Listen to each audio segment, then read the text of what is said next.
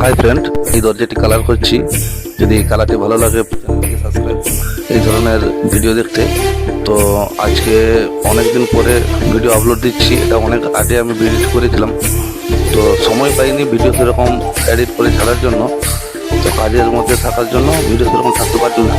তো এই ধরনের ভিডিও দেখার জন্য আমাদের চ্যানেলটিকে সাবস্ক্রাইব করবেন এবং দরজাটি কালার কেমন হয়েছে সেটি জানাবেন।